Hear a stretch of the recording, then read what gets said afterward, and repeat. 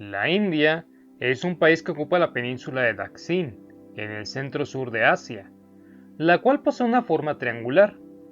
En su base, o sea en el límite norte, se suceden las montañas del Himalaya, mientras que su vértice penetra en el Océano Índico, que la rodea por el este y el oeste. La presencia humana en la India se remonta hace unos 400.000 años, y en el tercer milenio antes de Cristo ya la habitaba una variada población.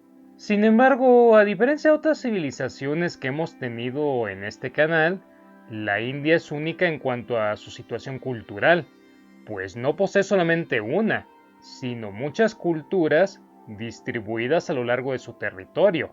Todas ellas son fruto de varios procesos históricos que le dieron una diversidad que difícilmente puede encontrarse en otra región. Ok, en otras latitudes también ha habido influencia extranjera, mas en el caso de la India, esta ha venido multiplicada por 10, pues lo mismo estuvo dominada por musulmanes, por mongoles, por indoeuropeos, que por ingleses. Y esto ha hecho que la conformación que tiene hoy en día sea mucho más heterogénea que la de México o la de España, por ejemplo. Es por ello que he decidido hacer este video centrándome no tanto en la historia política y militar de la India, sino en cada uno de los actores culturales que ha tenido a lo largo de los siglos, para que así al final tú mismo o tú misma puedas ver por qué la cultura, la religión, la arquitectura y demás aspectos de este país asiático son como son en la actualidad. Es así como el día de hoy te traigo un viaje por los principales y más importantes pasajes de este gigante, la India.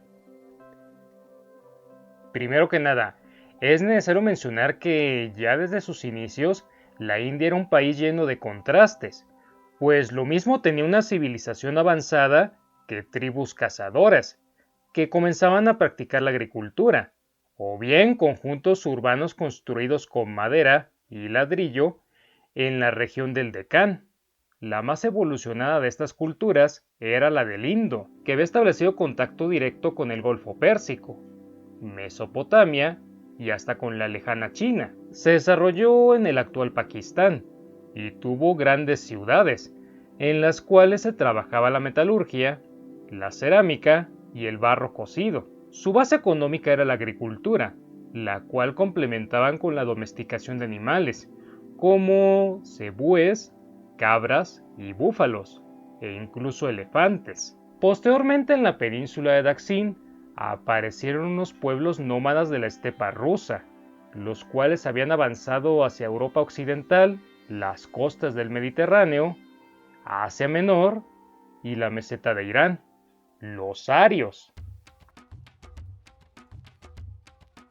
Los arios llegaron a la India aproximadamente en el año 1500 a.C., superaron la cordillera del Himalaya y tan pronto como empezaron a penetrar en la península, fueron guerreando y sometiendo a los nativos de piel más oscura, entre los que se encontraban la civilización del Indo, que fue arrasada por estos invasores de tez blanca.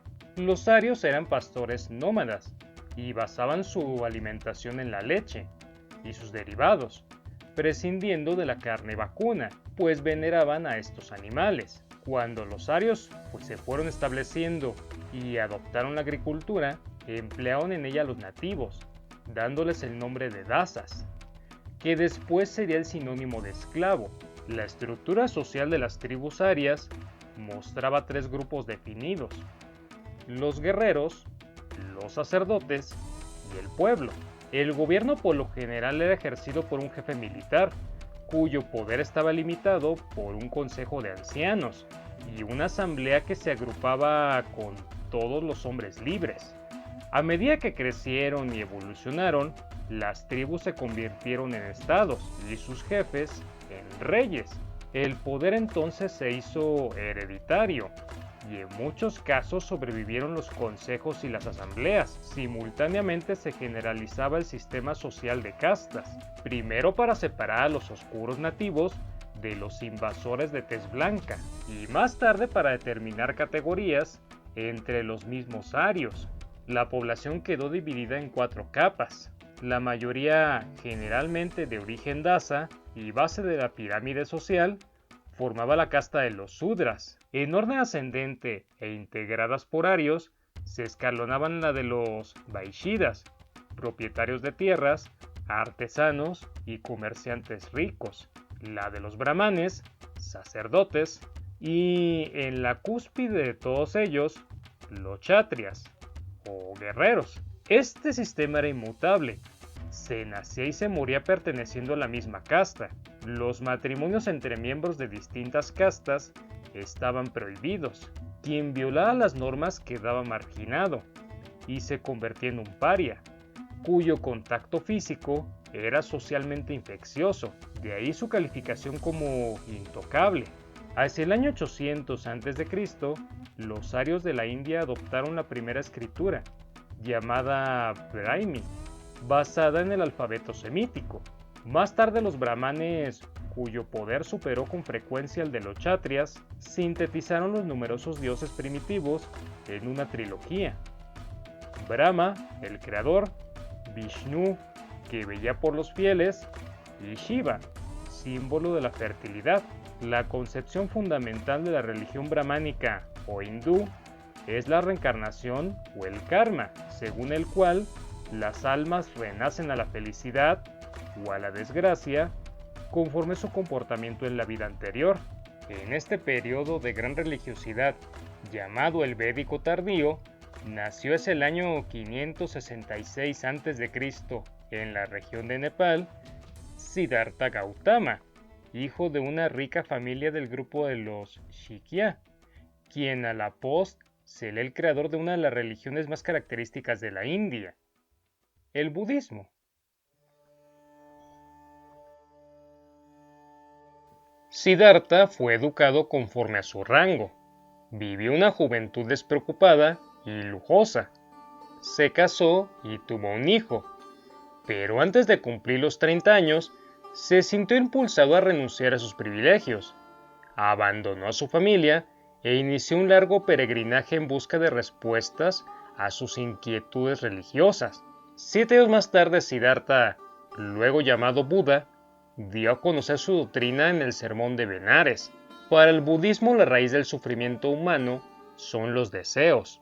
Solo renunciando a ellos se gana la salvación. El pensamiento y la conducta justos llevan a la verdad y al fin del dolor. Esta nueva religión, que no hace distinciones entre las diferentes castas, atrajo especialmente a los sectores humildes, aunque también a personajes poderosos, quienes financiaron la construcción de templos y monasterios donde se instruía a los monjes de la nueva doctrina y se impartía su conocimiento, compitiendo con los sacerdotes brahmanes.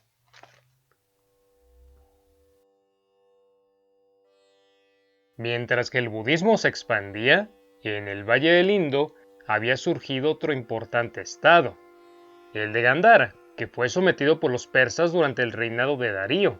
Así Gandhara rindió tributo al rey persa, y su influencia alcanzó a la religión y a la arquitectura, e introdujo en la región una escritura derivada del arameo, cuya grafía iba de derecha a izquierda.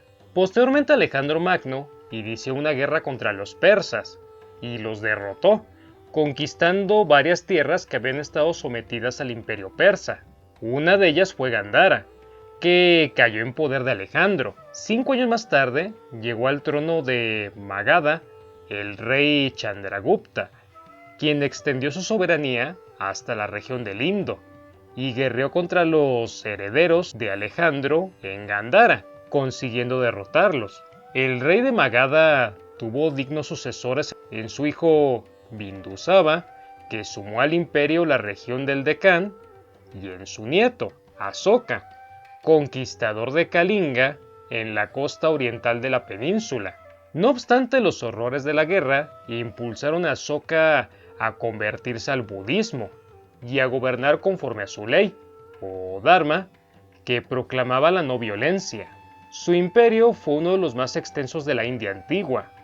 Bajo su reinado se realizaron importantes obras de irrigación, se construyeron monasterios, templos e instalaciones sanitarias, y comenzaron a tallarse en piedra figuras e inscripciones que, como en la tradición persa, se convirtieron en valiosos testimonios históricos. Pero los persas no fueron el único pueblo de Asia Central que penetró en la India. Los escitos también lo hicieron en el siglo I a.C.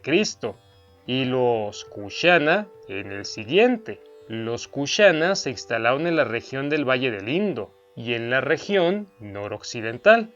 Kanishka, su rey más destacado, gobernó en la segunda mitad del siglo II de nuestra era. Durante su reinado el budismo alcanzó su mayor esplendor en la India y se extendió con el envío de misioneros hacia Asia Central y China. Más tarde, en el siglo IV después de Cristo, los persas sasanitas que gobernaban Irán sometieron a vasallaje al reino de Kushana del Indo. Sin embargo, su situación se vería a su vez comprometida por la llegada de los hunos heftalíes, un pueblo centroasiático que invadió el noreste de la India, sometiendo la región entre el año 475 y 434 después de Cristo.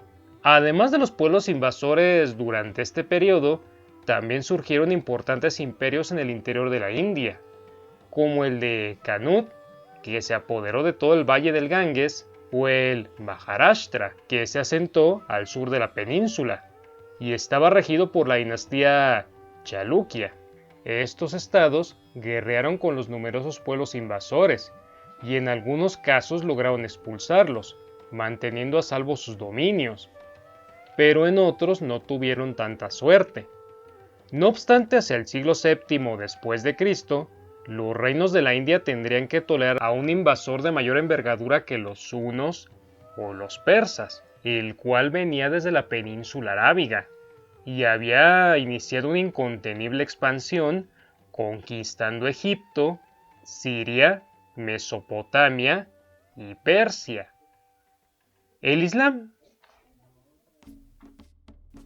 Los árabes, que mantenían contactos comerciales con la India desde mucho antes, se apoderaron de la región del Sind en el año 712. Aunque su avance no superó la región del Indo, la islamización de la frontera noroeste facilitó el ingreso de futuras invasiones musulmanas. Como en otras conquistas donde encontraron un alto grado de civilización, los árabes se interesaron por la cultura local y tradujeron a su idioma obras científicas, religiosas y literarias.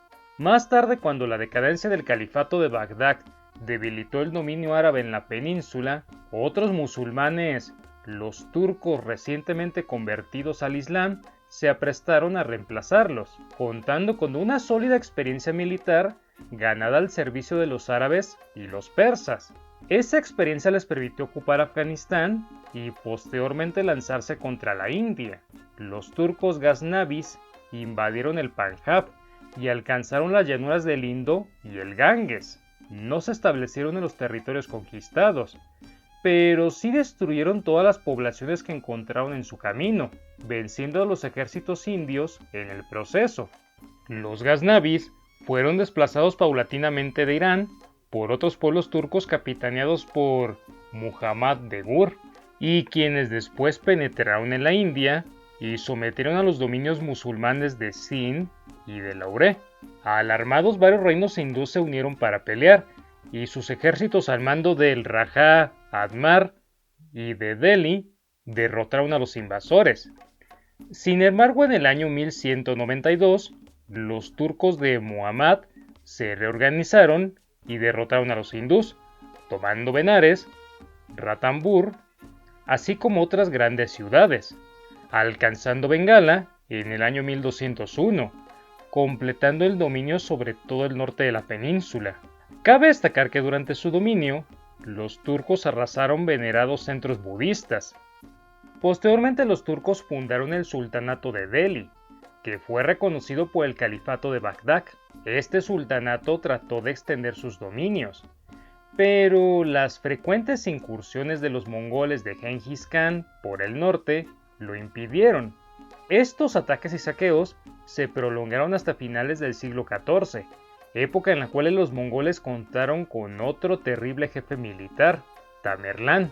Debilitado por la resistencia hindú y las invasiones, el sultanato de Delhi fue desgranándose en distintos reinos, como el de Bengala, donde se produjo el encuentro de las culturas musulmana e hindú, siendo la arquitectura el mejor ejemplo.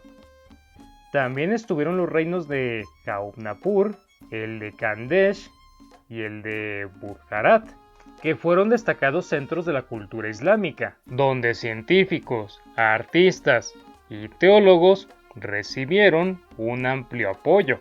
Además de estos reinos, también había otras entidades políticas que se mantenían independientes del sultanato, como el reino musulmán de Cachemira en el norte o el reino hindú de Vidhanayaga en el sur, que fue un refugio natural para los hindús que huían de los musulmanes. Las riquezas de la India pronto tentaron a una Europa en plena expansión, y en el año 498, la expedición portuguesa de Vasco de Gama llegó a la legendaria península asiática. En Calcut, puerto de la costa oeste hindú, los portugueses obtuvieron autorización para comerciar, iniciándose un beneficioso intercambio con la rica tierra de las especias y el marfil.